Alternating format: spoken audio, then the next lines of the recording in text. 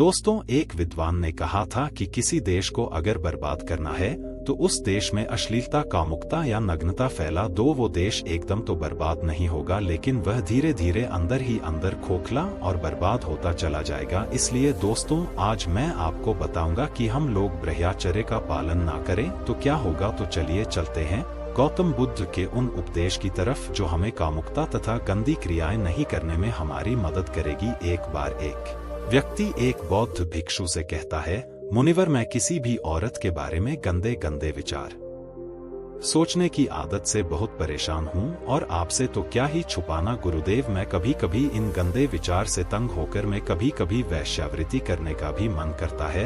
गुरुदेव, मैं क्या करूं? अब आप ही बताइए, और इन गंदे विचार से मुक्त होने के लिए कृपया आप कोई ना कोई समाधान बताएं। बौद्ध भिक्षु ने कहा, नहीं, तुम गंदे विचार सोचने की आदत से परेशान नहीं हो, बल्कि तुम इस बात से परेशान हो कि तुम्हारे मन में ना चाहते हुए भी वह सारे गंदे विचार चलते रहते हैं जिनके बारे में तुम सोचना नहीं चाहते। अगर किसी व्यक्ति के मन में लगातार अच्छे विचार आ रहे हैं तो वह कभी नहीं कहेगा कि मैं ज्यादा सोचने की आदत से परेशान हूँ, बल्कि वह कहेगा कि मैं तो चिंतन या भविष्य की योजना बना रहा हूँ। चिंता और चिंतन में यही फर्क होता है कि चिंता के समय व्यक्ति के मन में वह एक ही प्रकार का विचार बार बार चलता रहता है जिसके बारे में वो बिल्कुल सोचना नहीं चाहता, लेकिन चिंतन के समय व्यक्ति के मन में अच्छे और सकारात्मक विचारों की एक लयबद्ध प्रक्रिया बन जाती है जो उसे अंदर से आनंद से भर देती है। तो चिंता और चिंतन दोनों अवस्थाओं में व्यक्ति के मन में विचार ही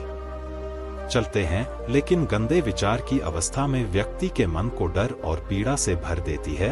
वहीं दूसरी तरफ सकारात्मक अवस्था में उसके अंदर सफलता के बीज बोती है, उसे प्रेरित करती है कुछ महत्वपूर्ण और महान कार्य करने के लिए और सकारात्मक बदलाव लाने के लिए। तो तुम्हारी समस्या मन में बहुत सारे विचारों का चलना नहीं, बल्कि कुछ गंदे और अनचाहे विचारों का बार बार चलना है। व्यक्ति ने कहा, मुनिवर, लेकिन यह कैसे पहचाना जाए कि कौन से विचार अच्छे हैं और कौन से विचार बुरे? भिक्षु ने कहा, बुरे विचार वह है जो हमें सुख और आनंद का अनुभव तो देते हैं, लेकिन उनका परिणाम हमेशा दुखदायी होता है। और अच्छे विचार वह है जो हमारे अंदर बदलाव लाए, हमें प्रेरित करें अपनी परिस्थितियां बदलने के लिए और सफलता तथा लक्ष्य पाने के लिए। हालांकि शुरुआत में अच्छे विचारों पर काबू करना मुश्किल होता है, लेकिन उनका परिणाम हमेशा सुख ही होता है। उदाहरण के लिए, मन में एक विचार आ सकता है कि चोरी कर लेता हूँ, जल्दी अमीर बन जाऊंगा। शुरुआत में तो यह विचार सुखद लग सकता है, लेकिन इस विचार के कार्य का परिणाम कितना बुरा हो सकता है यह हम सोच भी नहीं सकते। दूसरा विचार हो सकता है कि मैं खुद के शरीर को स्वस्थ और निरोगी रखने के लिए व्यायाम और प्राणायाम को अपने जीवन का हिस्सा बनाऊंगा। अब इस विचार को वास्तविक बनाने के लिए तुम्हें कर्म तो करना ही पड़ेगा, क्योंकि बिना कर्म किए अच्छा से अच्छा विचार भी किसी काम का नहीं होता है कि लगातार अपना कर्म करने से हमें सुख और आनंद मिले ना मिले, लेकिन कर्म ना करने से होने वाली पीड़ा, पश्चाताप और दुख से हम नहीं बच सकते। बौद्ध भिक्षु ने आगे कहा, आज मैं तुम्हें गौतम बुद्ध की शिक्षाओं और उनके जीवन से 5 ऐसी बातें बताने जा रहा हूं जिनका पालन करके तुम अपने गंदे विचारों को शुद्ध रख सकते हो, अपने मन को शांत और निर्मल रख सकते हो। दोस्तों, उससे पहले हमारी वीडियो को लाइक व चैनल को सब्सक्राइब करें। भिक्षु ने कहना शुरू किया, पहली बात, अपने शरीर को हमेशा साफ सुथरा रखें। हमारे शरीर और मन के बीच एक गहरा संबंध होता है।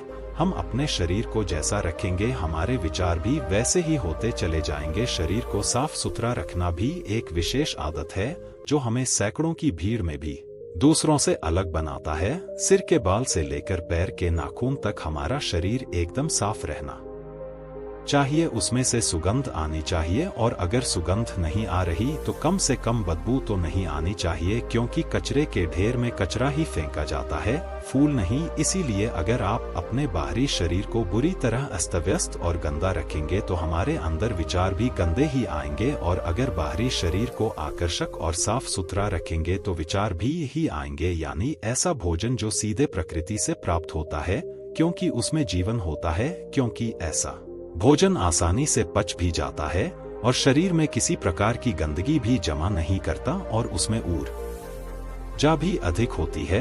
दूसरी बात, भोजन को हमेशा उचित मात्रा में ही लेना चाहिए, चाहे भोजन कितना ही स्वादिष्ट और मजेदार क्यों ना हो, लेकिन कभी भी अधिक मात्रा में भोजन नहीं करना चाहिए, क्योंकि तुम अधिक मात्रा में भोजन करोगे तो तुम्हें आलस्य और अत्यधिक नींद आएगी और तुम्हारा मन कार्य करने में नहीं लगेगा, क्योंकि महात्मा बुद्ध ने कहा है कि अच्छी चीज की अति भी बुरा ही परिणाम देती है।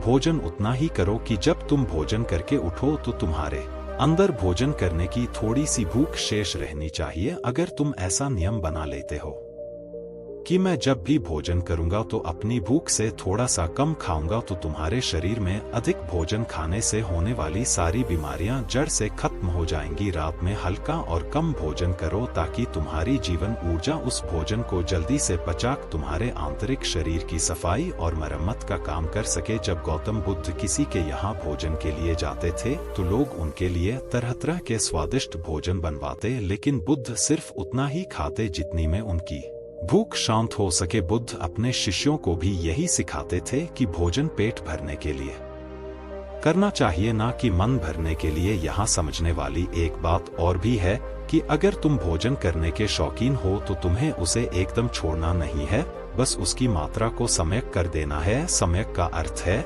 ना बहुत ज्यादा और ना ही बहुत कम, और कहा गया है कि आलस्य में काम वासना अत्यधिक प्रभावित होती है, इसलिए हमेशा संतुलन में भोजन करें। चौथी बात, अपनी संगति का खास ध्यान रखो। यह पॉइंट अत्यधिक महत्वपूर्ण है। संगति का अर्थ केवल उन लोगों या दोस्तों भर से नहीं है जिनके साथ हम अपना ज्यादातर समय बताते हैं, बल्कि यहाँ संगति का मतलब हर उस चीज से है जो हम अपने इंद्रियों के द्वारा ग्रहण करते हैं, जैसे कि हम किन लोगों के साथ रहते हैं, क्या देखते हैं, क्या सुनते हैं, कैसी बातें करते हैं इत्यादि। जब बुद्ध ने यह निश्चय कर लिया कि उन्हें भीतर की यात्रा पर निकलना है तो उन्होंने हर उस चीज को तुरंत ही छोड़ दिया जो उस समय उन्हें लगा कि उनकी यात्रा पर बाधा बन रही है।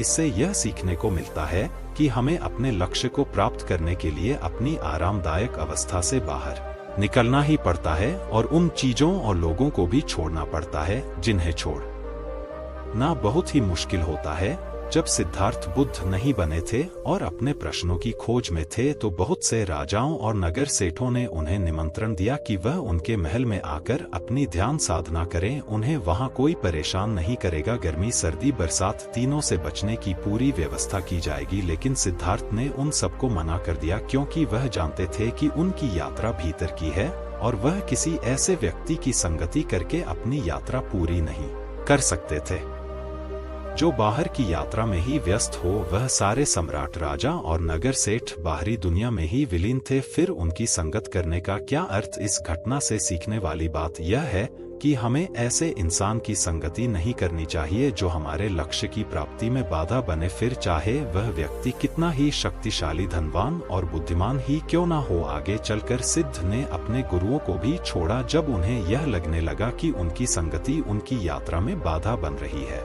यहाँ एक और बात सीखने वाली यह है कि यह जरूरी नहीं कि कल जो संगति हमारे लिए अच्छी थी वह आज भी हमारे लिए अच्छी ही है। समय और लक्ष्य के अनुसार संगति को बदलना आवश्यक हो जाता है।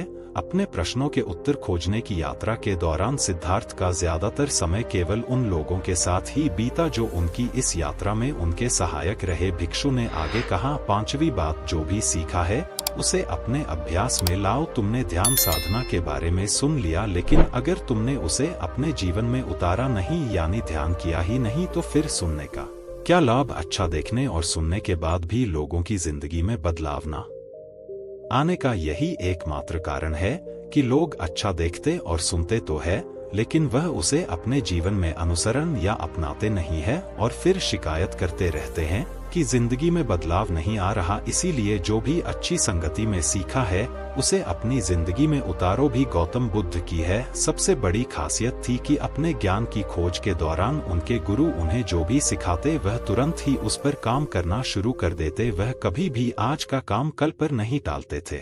इससे उन्हें तुरंत ही यह पता चल जाता कि कौन सी चीज काम की है और कौन सी नहीं। इसलिए जो भी अच्छा सीखा है उसे अपने दैनिक जीवन में लाओ। एक बात और, कुछ लोग काम वासना के विचार को गलत समझते हैं, लेकिन काम वासना का विचार आना गलत नहीं है। जब तक कि तुम उसे अति में ना सोचने लगो। मन में काम वासना का विचार उठना उतना ही स्वाभाविक है जितना भूख लगने पर भोजन का विचार उठना। इसीलिए काम वासना के विचार को गलत मत समझो। इंसानी जीवन को आगे बढ़ाने के लिए इस विचार का उठना बेहद जरूरी है। सबसे पहले तो तुम यह निश्चित करो कि तुम्हें काम वासना में विलीन होना है या इससे ऊपर उठना है। अगर विलीन होना है तो पूरे होश के साथ विलीन हो, इसे पूरा अनुभव करो। फिर इसके बारे में मन में किसी प्रकार की पश्चाताप का भाव मत रखना, क्योंकि यह कोई पाप नहीं है। और अगर तुम्हारा लक्ष्य इससे ऊपर उठना है तो फिर सीखो कि कैसे काम वासना से ऊपर उठा जा सकता है। एक सुगंध अंदर की भी होती है जो कि सकारात्मक विचार और शांत मन के होने से आती है।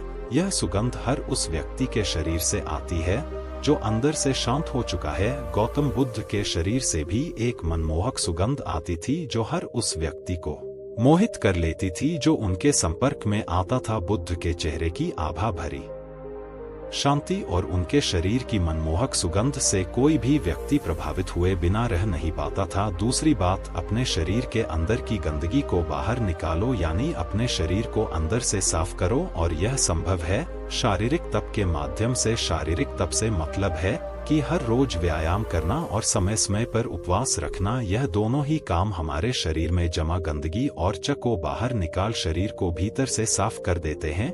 और जब शरीर अंदर से साफ और स्वच्छ होगा तो मन में शरीर को लेकर उठने वाले नकारात्मक और गंदे विचार खत्म हो जाएंगे और उनकी जगह अच्छे व स्वस्थ विचार जन्म लेंगे। अब देखते हैं कि गौतम बुद्ध शरीर को स्वस्थ रखने के लिए शारीरिक व्यायाम कैसे करते थे। बुद्ध को बड़े बड़े नगर के सेठ और राजा महाराजा अपने यहाँ भोजन पर आमंत्रित करते थे और वो बुद्ध को महल तक लाने के लिए अच्छे से अच्छे रथ और घोड़ा गाड़ी भी भेजते थे। लेकिन बुद्ध कभी भी रथ या घोड़ा गाड़ी पर नहीं चढ़ते थे, वह हमेशा पैदल ही जाते थे। फिर चाहे यात्रा कितनी ही लंबी क्यों ना हो, बुद्ध कहा करते थे कि यह शरीर बना ही परिश्रम करने के लिए है।